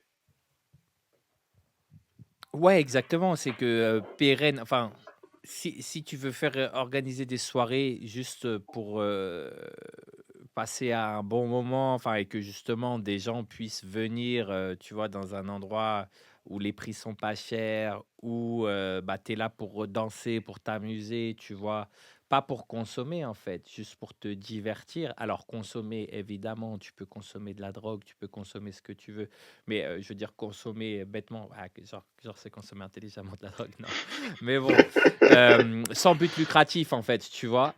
Je pense que tu peux le faire, mais en fait, ça demande beaucoup d'investissement, beaucoup de temps. Tu gagnes pas Mhm. d'argent et donc du coup, en fait, pour moi, ça me paraît logique que c'est pas pérenne, en fait, parce que tu es en sueur ou tu es forcément en burn-out direct et tu vas te faire ça 2 ans, 3 ans et ou alors tu fais ça une fois par an, 2 fois par an, Mhm. tu vois? Mais tu peux pas, mais parce que enfin, je pense qu'il y a beaucoup de collectifs qui proposent des choses intéressantes, mais déjà, je trouve que tu es en lac de salles, déjà, typiquement, d'endroits pour faire tes soirées, tu vois. Ouais. Il y a déjà soit tu choisis de faire ta soirée, bah, de manière illégale, tu vois? Donc mais il y a de moins en moins d'endroits, tu vois, propices, on va dire, comme dans les années qua l'autre fois, je regardais un reportage dans les années 90 à Paname et tout. Tu avais là des usines, des chantiers, des trucs où tu pouvais organiser tes rave parties. Je te dis juste Maintenant, la piscine ça, tu vois, Molitor, comme c'est légendaire. Enfin, Molitor, c'est oui, un bah, ça, gros c'est gros un truc. espèce d'acte fondateur, tu vois, du truc, dont on se souvient beaucoup. Tu as de moins en moins d'endroits, mais ils existent en réalité, même en ville, tu vois, tu peux trouver toujours des endroits pour faire comme ça. Mais du coup, il faut que tu aies un sound system, faut que tu aies une équipe de 50 personnes motivées, tu vois, pour venir s'occuper de ci, de faire le mini-bar, de faire des trucs et tout. Tout ça, toutes ces personnes-là, c'est du 100% bénévolat pour l'amour de la fête, tu vois. Du coup, forcément que c'est pas pérenne, tu vois? Parce que, dans 6 mois, tu veux en refaire une, ah bah, il y a un tel, il est parti là-bas, faut que tu remontes une autre équipe. Hem, Tu peux réussir à passer sous le radar et à que les decks jamais viennent te casser les enfin, tu vois? Tu peux réussir à le faire, mais ouais, non, c'est juste qu'en fait, c'est pour l'amour de l'art. Tu vas pas gagner de l'argent avec ça. Les DJ qui vont venir jouer vont pas gagner de l'argent avec ça. Donc si tu veux faire venir j des gens de l'étranger que tu aimes bien, par exemple, c'est mort, c'est dead. Mhm. Et même s'ils sont là dans le coin, tu vois? Ils sont peut-être, toi, tu es à Lyon, eux, ils sont à Paname. Va les motiver, tu vois? Même si eux, dans l'idée, ça leur ferait plaisir et si dans les faits, ils viennent jouer, ils vont passer la meilleure soirée de leur vie, ils vont être là: «Ouais, c'est chaud». Enfin, tu vois? «Ah putain, ouais, mais» tu vas peut-être défrayer un billet, tu vois? Mais c'est pas tout le monde qui va accepter, quoi. Du coup, ça restera forcément low key et puis, bah, du coup, pou ouais, pour l'amour de la musique et pour l'amour de l'art, ça peut exister. Mais de là à ce que ça se développe, dans quelque chose de pérenne qui puisse peut-être même juste sortir un salaire à une seule personne, c'est mort. Je Est-ce qu'il pense n'y que a c'est pas impossible. un Heu rôle qu'ont à jouer Et les je DJ pense là-dedans, aussi, tu vois? Parce que par exemple, je prends mon je pense, exemple perso, mais ah tu sais, genre, je forcément. sais pas, je vais jouer pour un festival, ça, tu sais que ça va pas être le même fees que quand tu vas jouer dans un club, ça va pas être le même cachet. Mais si c'est par exemple quelqu'un, je sais pas moi, je dis n'importe quoi en Pologne qui dit ouais, on peut te couper, on a un petit collectif. Tu sais, tu vas, à un moment, faut aussi essayer de faire les calculs en te disant, mais attends, eux, tu vois, ils ont pas de subvention. Comme tu dis, ils font ça pour l'amour de l'art. Donc, à un moment, ça a des DJ, tu sais, t'as des grands DJ, ils sont là, ils vont jouer pour 15K. Et ils veulent 15K ou rien, tu vois. Mais ces mêmes DJ là qui sont des têtes d'affiche, en fait, pourraient faire vivre la scène s'ils disaient, vas-y, sur cette date-là, tu sais quoi, je me permets de faire cette date-là, je prends grave moins. Au pire, je me fais juste défrayer hôtel, avion, le resto. Tu vois, là, on parle de bénévolat pour l'amour de l'art, mais c'est vrai Mais qu'il y a cette gros, scission qui tu s'opère parles, tu où, parles, tu parles. hein?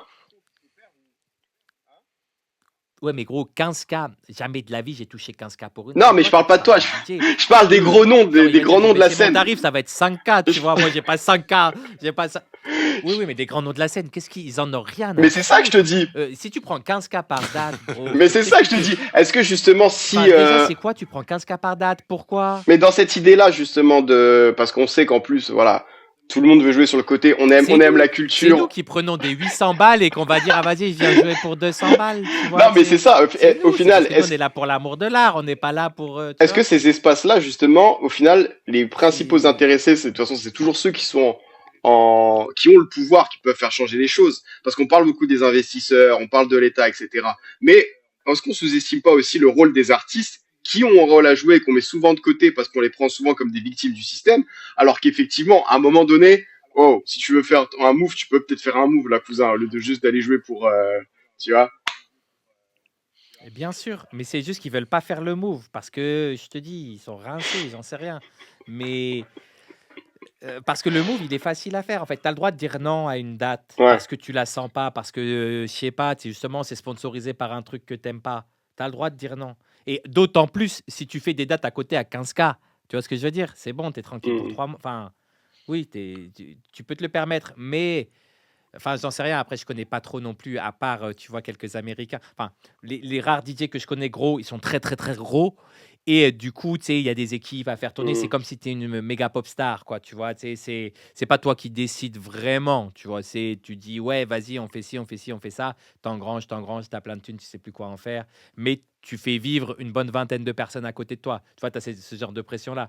Mais quand tu es DJ en mode tous, ouais, je sais, je pense que les DJ ont beaucoup de liberté, tu vois, et en vérité, euh, je sais pas, faut doser, tu vois, parce que des fois, du coup, je me rappelle plus trop, je me rappelle les trucs à l'Elysée et tout comme ça, mais c'était pas forcément des DJ qui avaient des big profils, tu vois ce que je veux dire? C'était des DJ limite underground, entre guillemets, tu vois. Il y Alors avait, que ouais, l'année dernière, je me rappelle, c'était j'ai vu un Lyonnais. moitié-moitié.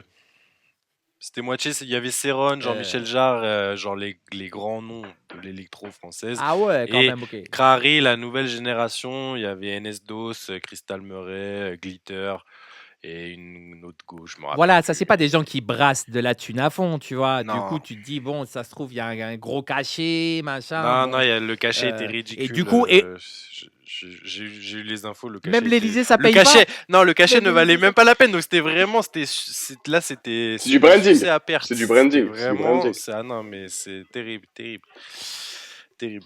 Mais tu Ouais, vois, c'est c'est parce que c'est vrai terrible. qu'on. Mais en tout cas, je voulais dire qu'on a tendance souvent à taper plus facilement sur les petits qu'on connaît de C'est notre ça. scène et tout. Ouais. Parce qu'en mode, ah ouais, c'est abusé, tu fais le gars under, machin. Alors que les gros, tu sais, on les laisse faire. Parce que du coup, moi, je me rappelle l'année dernière, j'avais vu Agoria carrément. Alors que c'était. Agoria, c'est un Lyonnais, hein. Et genre, il y avait le truc, il venait de dissoudre l'Assemblée nationale, Macron. Et là, lui, il était là, genre selfie avec Macron à la fête de l'Élysée, je sais pas quoi. Bon, après, lui, c'est un droitard fini, tu vois. On savait que c'était un macroniste, il n'y a pas de problème, tu vois. Ça m'a pas choqué. Mais Non, j'étais là, et franchement, l'audacité. mais c'est Ah ça, non, c'est l'audace du l'audacité, gars, en fait, non. vraiment. C'est vraiment ça. Audace de ouf, ouais. Non, mais c'est ça, ouais. Donc, voilà. L'alternatif, au final, c'est ça, hein, le capitaliste gagnera toujours et vous pensez pas à des actes individuels qui peuvent aider quand même des visions communautaires. Parce qu'au final, au final, c'est ça, c'est que tu te Bah, rends compte que ceux qui arrivent à avancer, c'est peut-être ceux qui sont le plus égoïstes, ceux qui vont réussir à monter au top de la Mais bien pyramide, sûr. ironiquement. Donc, Mais ouais. c'est ça. Mais après, je pense que c'est aussi, voilà, il y a un truc, c'est qu'on vit dans des sociétés qui sont plus des sociétés. Enfin, on est passé d'une société de travail à une société d'héritier, en fait, où c'est-à-dire que le travail globalement ne paye plus, en fait. Tu deviens Mm. plus riche, entre mhm. guillemets, à travers les fruits de ton travail. Tu deviens riche parce que tu hérites déjà d'un capital, d'une fortune. Je pense que c'est pareil dans la culture, c'est que qui percent les gens qui ont une structure, les gens qui sont Ouais. accompagnés, qui ont un booker qui a de l'expérience, qui ont un fort truc de community management, qui ont tout ça. C'est ça qui te permet de percer aujourd'hui et que en fait, voilà, je pense que là aujourd'hui, franchement, en 2025, tu dis, je me lance dans une carrière de DJ. C'est quoi le but en fait? C'est quoi le Je pense que c'est sur ça qu'il faut s'interroger. C'est quoi la finalité du truc? Est-ce que c'est juste toi? être dans un truc d'idolâtrie parce qu'il y a de ça aussi, tu vois, la Mmh. starification des DJ. Et je te dis, c'est super important. C'est que moi j'ai fait, pareil, on a fait Dour, on a fait des festivals avec Azul Gabber. T'es sur scène, gros. Déjà, il y a une table comme ça avec des CDJ dessus, 5 pélos derrière. Enfin, c'est pareil, on n'est pas un groupe de rock, tu vois. Il n'y a pas un Mmh. mec qui va jouer de la batterie, un mec qui va chanter, un mec qui va poster. On est là, alors on essaie de faire prendre le plus l'espace possible, mais il y a un moment en fait où même ce truc-là, déjà, il est incompatible en fait, tu vois, Mmh. entre la starification et le métier à proprement parler de DJ, qui est juste en fait ambianceur de soirée. C'est Mmh. ça le truc, t'es un ambianceur de soirée. Tu n'es pas Johnny, tu n'es pas tout ça. Tu es juste là pour passer des sons d'abord dans une discothèque. Ça s'est transformé je te dis, en truc. Et en fait, voilà, c'est comme aussi le football, c'est-à-dire que toi, tu vois les mecs du PSG, tu vois machin, ça te fait rêver, toi, tu as envie d'être un mec du PSG, mais en fait, des joueurs de foot en Ligue 1, Ligue 2, il y en a des milliers, frérot, et même après, dans des nationales et compagnie, des gens amateurs, comme ce qu'on pourrait, voilà, toi, t'es DJ, tu touches 500 € par date, c'est comme si tu es amateur dans ton club et que tu touches Et 500 € par mois pour aller faire un match, truc. Donc, mais le parallèle est voilà, bon c'est avec le que, sport parce est-ce que que, il y a des stats en sociologie sur l'héritage dans le sport. Et par exemple, tu prends les équipes et le nombre de fils de sportifs. Tu vois, c'est con, mais j'ai les pongistes là. ouais, Et, je sais plus comment ils s'appellent, les deux frères. Mais les frères Lebrun, là, ouais, c'est ouais. des familles de pongistes. Et en fait, les stats m'avaient choqué parce que c'est plus de la moitié. Je me rappelle plus du chiffre exact, mais le chiffre est vraiment ouf, rien qu'au niveau sportif professionnel. Et comme tu dis, c'est ça. Il y a ce lien aussi entre ben, on en avait parlé durant le dernier épisode. Si tu fais partie d'une famille qui comprend l'argent et connaît l'argent, tu auras plus de facilité à naviguer dans ces aimants-là. Si tu as l'habitude Bien aussi de sûr. naviguer dans des éléments où tu peux demander des choses aux gens, mais tu demandes, tu ouvres des opportunités. Donc tu auras toujours cette marginalisation de certaines populations. Et il y avait un lien aussi avec ces espaces de liberté, c'est que j'écris, ce week-end j'ai posté un truc sur Instagram sur l'intelligence artificielle. Et par exemple, il y a un report de 2023 qui est assez optimiste dans ce sens-là, où on se rend compte qu'avec le développement et la montée des IA, ben ça a impliqué un besoin de présentiel, de physique et de réalisme, de réalité. C'est-à-dire qu'il y aura de plus en plus de collectifs qui se forment et qui cherchent aussi à créer des moments de vivre ensemble. Donc, des espaces de liberté, il y en a de moins en moins, mais en même temps, est-ce que, ça, de toute façon, Daniel nous le dira, mais est-ce malgré le fait que tu as la standardisation à cause de TikTok, le business, etc., est-ce que l'évolution technologique aussi ne va pas amener à ce qu'il y ait une nouvelle génération qui a envie de se rassembler? Peut-être pas avec de la musique de qualité, désolé de dire ça comme ça, mais au moins qui aurait envie d'avoir, de recréer des espaces qui ont peut-être disparu ou qui tendent de plus en plus à disparaître, quoi.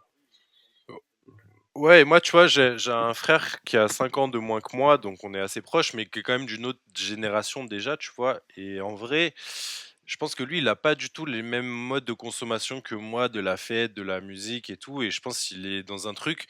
Alors, je sais pas si le fait que j'ai vieilli aussi, tu vois, bon, j'ai 32 ans, je reste jeune, mais par rapport à des plus Ah, t'es jeunes vieux, gros, t'es actuellement, vieux. tu vois, C'est fini. ouais, il y a des trucs, enfin, il y a des trucs je comprends pas en fait, qu'il écoute, qui machin, Mmh. je comprends pas et je suis juste en mode waouh, ouais, c'est ça la musique des jeunes aujourd'hui, mais enfin, très très vulgairement, mais voilà, je pense qu'il y a les trucs ça évolue et il faut savoir aussi faire, enfin, je te dis, c'est qu'il y a aussi des choses qu'on ignore et qu'on ne soupçonne pas je te dis, dans ce qu'est cette culture-là de musique électronique et qui d'un coup apparaissent au grand jour Mmh. et comme un trésor qui est découvert, en fait, tout le monde vient le piller et tout le monde vient souiller et profaner le tombeau, mais un jour les gens y partent et voilà, le sanctuaire redevient ce qu'il était et il y a des gens qui commencent à en reprendre soin et je te dis, les espaces de liberté, ils se transforment, ils évoluent, forcément, comme aussi la répression s'adapte et évolutive, les espaces de liberté, ils se décalent aussi.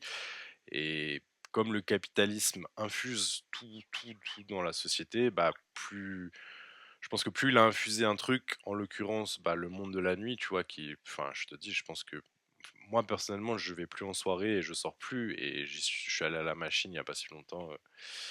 Quand j'étais à Paris et enfin, j'avais plus envie de participer justement à ce schéma de consommation là en fait et que ça m'intéresse plus du tout et que je préfère voilà, je préfère largement en tant qu'adulte maintenant je pense que c'est ça aussi, tu vois, c'est qu'en tant qu'adulte, j'ai pas envie, gros, qu'il y ait un mec de la sécu qui vienne me dire tu peux pas fumer là, ou tu peux pas machin, ou enfin, tu sais, Mm. c'est juste, j'ai passé l'âge en fait de me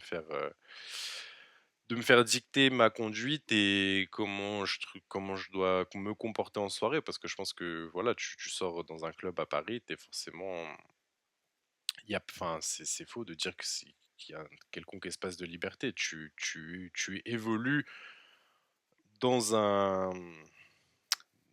dans un truc, en fait, dans un truc où on te demande d'être en représentation, on te demande de Mm.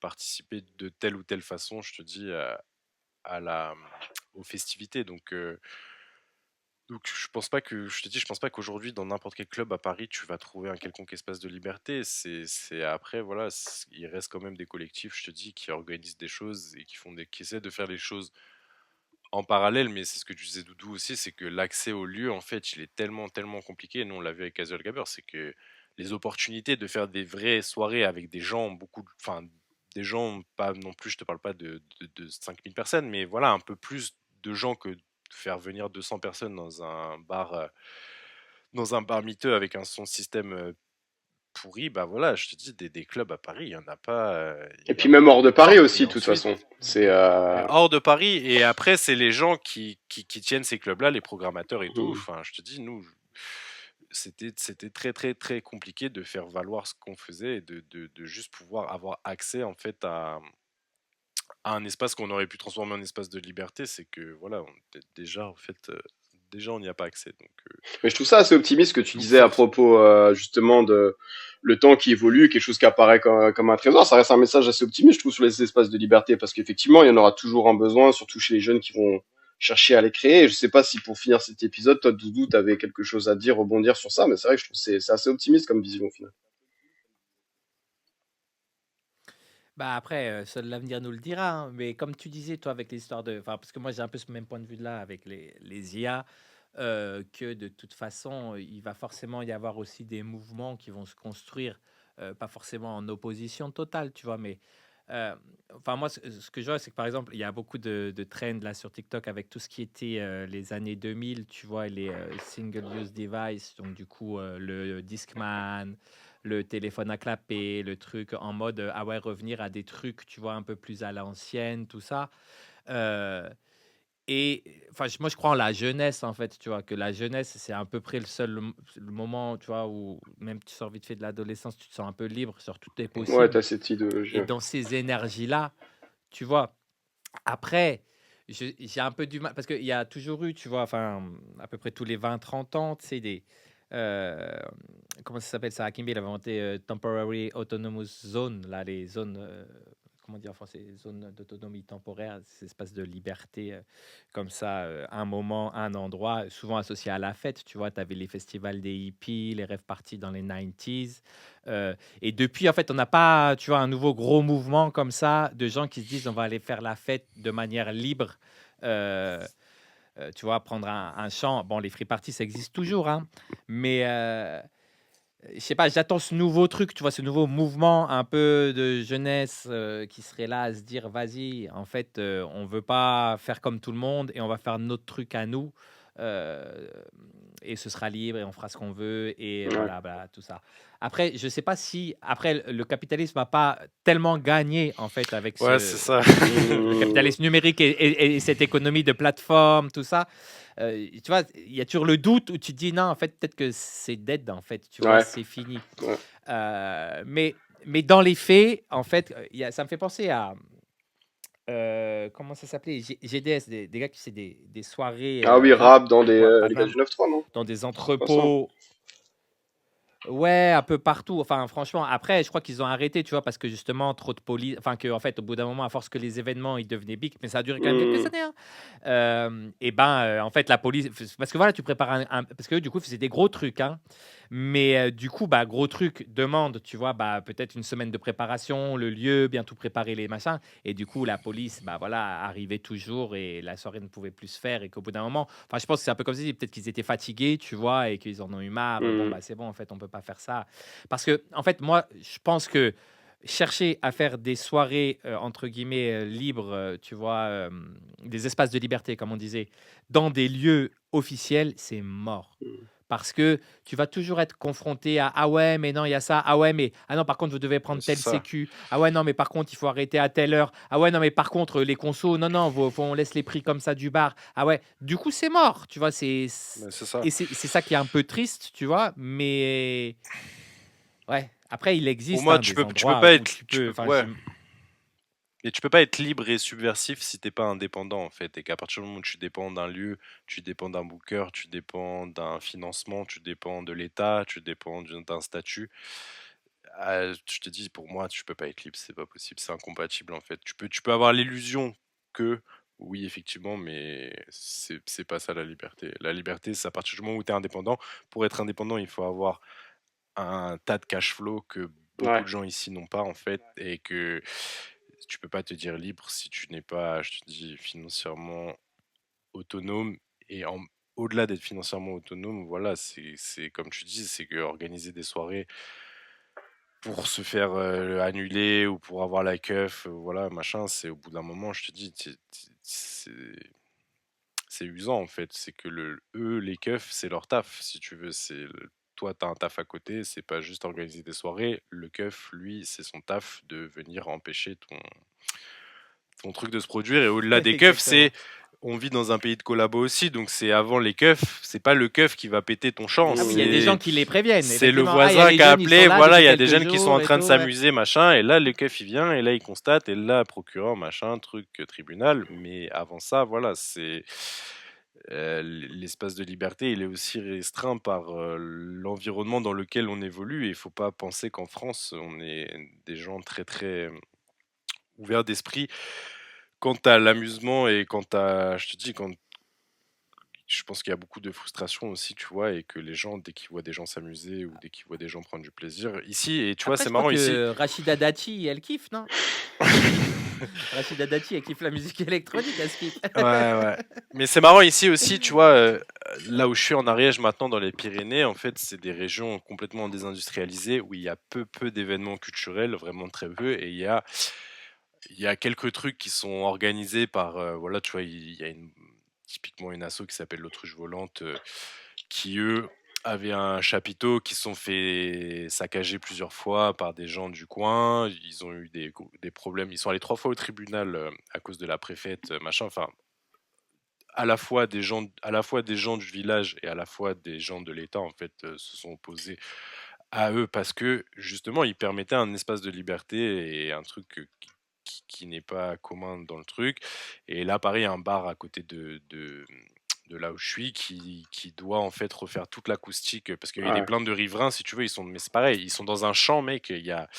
En fait, c'est le ratio à qui ça dérange et à qui ça profite, si tu veux. Ça profite à des milliers de personnes et ça dérange peut-être, je te dis, deux pélos qui sont poteaux avec la préfète et qui, en fait, eux, ont un pouvoir de nuisance qui est, en fait, terrible, terrible, terrible. Et que ça, là, tu vois, ils peuvent plus diffuser de musique, ils sont obligés de refaire toute l'acoustique du truc, mais on parle d'un hangar, mec, c'est un entrepôt, le truc, si tu veux. Donc, c'est tirer une balle dans le pied. Ça fera du bruit, quoi. Ouais. Voilà, si tu refais tout l'acoustique du lieu, voilà, tu mets la clé sous la porte, littéralement. Et qu'en fait, voilà, il faut pas sous-estimer aussi le pouvoir de nuisance de l'État et à quel point l'acharnement, je te dis, parce que c'est des années de procédure, c'est vraiment quand ils ont décidé de te faire, ils te feront. Est-ce qu'on peut conclure en disant Ouais, et comme tu dis, ça part. que- vas-y, Doudou. Non, non, mais parce que j'allais te poser la question. Bon, j'allais te demander, mais parce que toi, tu penses vraiment que ça vient de gens, tu vois, qui dénoncent. Mais bon, après, t'as expliqué que dans les faits, effectivement, ouais, il y a des haineux qui sont là et qui veulent pas entendre parler de gens qui s'amusent, quoi. Ouais, et puis la musique Ouais, je te électronique, dis, je par pense exemple, que c'est un mauvaise presse aussi, même de façon plus générale. Mais ouais. ouais, la musique électronique, mais là on parle même pas de. Là on parle de soirées qui ont lieu de 19h à minuit, tu vois, c'est même pas de Hmm, trucs jusqu'à 6h du matin, ouais. c'est vraiment. Mais comme ça sort du cadre, si tu veux, comme ça sort du cadre morose, voilà, et qu'on parle de gens qui s'amusent. Parce que je te dis, c'est comme les free parties, en fait. Ça dérange qui, frérot? Ça dérange personne, à part, je te dis, un mec qui a décidé de prendre son bigot et d'appeler la police. Mais voilà, En parce fait, qu'on a c'est une même plus large tradition que ici. ça. Limite, c'est philosophique. On a une tra... C'est même plus la fête comme espace de liberté, c'est qu'en fait, la fête n'est plus tout bêtement. Tu sais, avant, tu penses au bal de village, les trucs comme ça faisait partie du folklore, tu vois. Maintenant, au final, reste chez toi. Regarde ton truc en streaming, casse pas la tête et arrête de faire du Ouais, je bruit, tu vois. pense. Donc, Non, mais je pense, ouais. le libéralisme à Mais on n'a pas 200%, parlé quoi. du. On n'a pas parlé du Covid, mais je pense qu'il y a eu aussi une évolution avec le Covid des modes de consommation. Oui, Des modes oui, de ça consommation a tout joué de fou. simplement globalement et que les gens consomment plus la fête pareil aussi, tu vois, et que je pense que les gens se sont rendus compte que il y a eu une perte d'affluence, tu vois, dans les festivals, les gros rassemblements et tout, parce que je pense que les gens se sont rendus compte aussi du caractère futile en fait, Ouais. et que c'est en forçant le truc, c'est pas en forçant le truc et en payant que forcément tu vas en avoir pour ton argent. Et je pense que le Covid a permis de découvrir justement le do-it-yourself, de faire découvrir le do-it-yourself à plein de gens qui sont mis à faire du pain, à faire des trucs. Hmm. Et je pense que c'est pareil, qui se sont mis à organiser des soirées chez eux, à se dire mais pourquoi aller dans un club quand je peux acheter ma bouteille de vodka et mon petit contrôleur et faire soirée chez moi en fait, tu vois. Et que après voilà, je te dis, je pense qu'il y en a qui ont des velléités de se dire putain je suis fort, je suis trop fort aux soirées chez moi, je vais aller jouer à la machine. Et voilà, c'est ça le leitmotiv derrière ton engagement artistique. Je pense que c'est pas la bonne voie à emprunter. Bah, je pense que, en tout cas, moi, pour conclure, je dirais que C'est de cette clair. conversation, j'en retiens qu'effectivement, si le monde de la fête est un peu la réflexion sur tout le dance floor, une réflexion, un reflet de notre société, et comme tu le dis, avec cet effet post-Covid, on est beaucoup plus dans des sociétés capitalistes, individualistes qui se fascisent de plus en plus, où au final, c'est faire la fête pour soi, chez soi, et l'esprit Ouais. collectif n'existe plus. Donc, si tu rajoutes la répression, tout ce qui va être financement, et le fait que il y a que ton petit bonheur qui compte, et peu importe si tu le partages, bah, c'est une liberté individuelle, quoi. Mais la liberté individuelle poussée à l'excès, même dans des phases nocives, et qui redéfinissent aussi comment est-ce qu'on produit et même comment on consomme la musique électronique au final, quoi. Ouais. C'est super cool, c'est optimiste, je sais pas.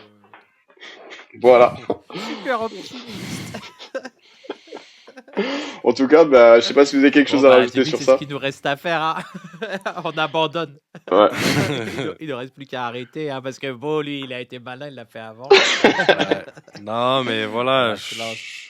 je regarde ça de loin, mais je suis quand même, voilà, je suis attristé en vrai. Je me considère, enfin, c'est un truc que je respecte, le DJ et tout ça, c'est un truc, ça m'a toujours fasciné.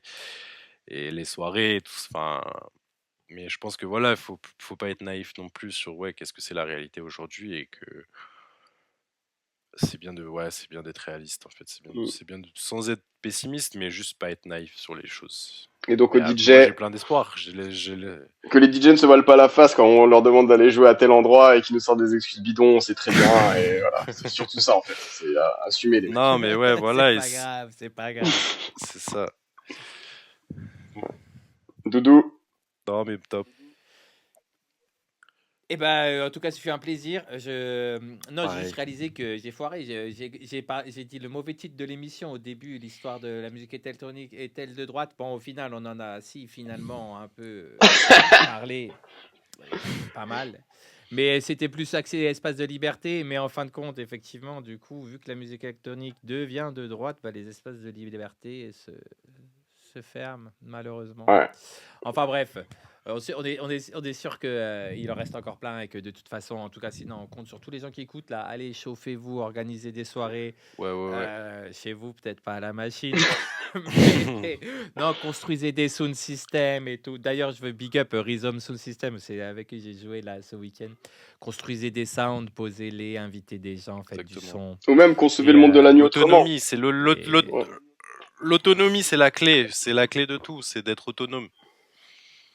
La dépendance, exactement. la dépendance, c'est pas bon. Que tu sois dépendant à de la drogue, je te dis, à un financement, à tout ça, il faut être indépendant. Et au-delà d'être indépendant, c'est être autonome, savoir faire les choses par soi-même et ne pas dépendre d'un booker véreux, d'un promoteur cocaïnomane et d'un sous-système défaillant.